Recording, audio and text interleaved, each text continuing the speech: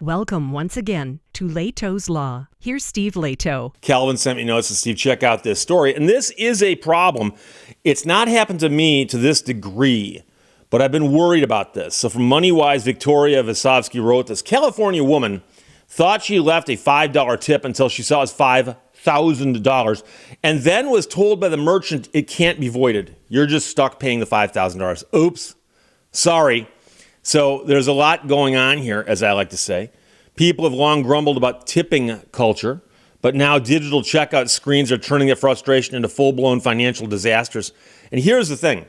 I've gone to pick up a pizza at a pizzeria, and the person swings the screen around and goes, here, if you're using a card, and the first thing it says is, how much of a tip do you want to give us? Now, don't get me wrong. I'll tip the guy who brings it to my house. If I have a guy or gal bring it to my house, I'll tip them. Absolutely. But when I walk in and just, you handed it to me, I probably not going to tip there. I apologize, but, So sometimes the issue isn't just pressure to tip, it's how easy it is to make a costly mistake. 1 in 5 Americans say they've accidentally tipped more than intended on digital checkout screens, according to an exclusive opinion poll for Daily Mail on tipping culture. And I said opinion, and that's actually the name of the company, Opinion. I'm not... So a woman named Linda, while buying pain relief gel at a store in San Bruno, California, accidentally tipped $5,000 on a $129 purchase. She meant to leave a $5 tip, but the payment terminal didn't show a decimal point. So she entered a 5 and then a couple zeros and then strangely another 0. But I think she thought there'd been a 5.00 or something, but apparently there was no point. And the system took it literally as $5,000. So the clerk at the store told her that the charge couldn't be reversed. Nothing we can do about it. Then he said the shop never got the money, but her bank account showed otherwise.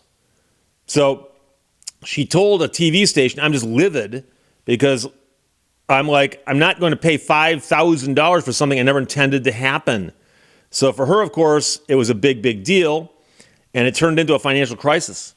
She's a special ed teacher living on a fixed income. She didn't have the cushion to absorb the hit, so she's got no emergency savings to fall back on. That charge became devastating. In case you're curious, according to a U.S. News survey, 42% of Americans have no emergency savings, despite experts recommending that you have 3 to 6 months worth of expenses on hand.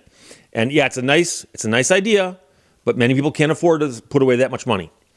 So she contacted Wells Fargo within 5 minutes, but says the bank has done little to help despite its promise of zero liability protection for promptly reported fraud. And of course, they're going to say, well, that's not fraud, that's your mistake.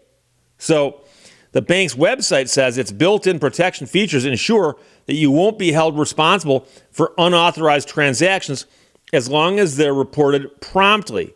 And yet, here we are, ready for this? 1 year later, she's still fighting to get the charge reversed.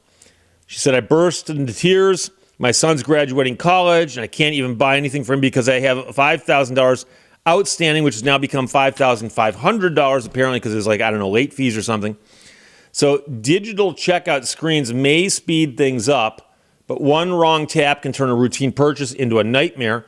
A woman in Georgia was ordering her usual number 4 Italian sandwich at Subway, priced at $7.54, when she thought she was entering her phone number for loyalty points, when the screen suddenly flipped to the tipping amount. And so she had typed in 711298, and all of a sudden it just said, thank you for the tip. So on a $7 sandwich, she left a $7,000 tip. And the charge went through. After hours of calls with Subway and Bank of America, she eventually got the charge reversed, but not without major stress. So if you ever find yourself in a similar situation, the first thing is to act as quickly as possible. Second, of course, document everything, screenshot the receipt, the payment screen if you can, hang on to the piece of paper if you get one of those, and understand that banks have different rules on protection against unauthorized transactions. Some people are going to say, but you authorized it when you pressed.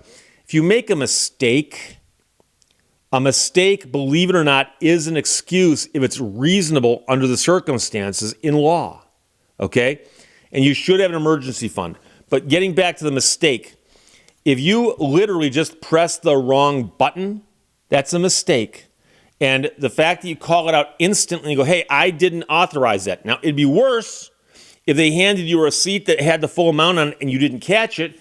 Then you went home, waited 5 days, and you logged in and looked at your bank, information, and it goes, oh, you tipped that person $7,000 at Subway.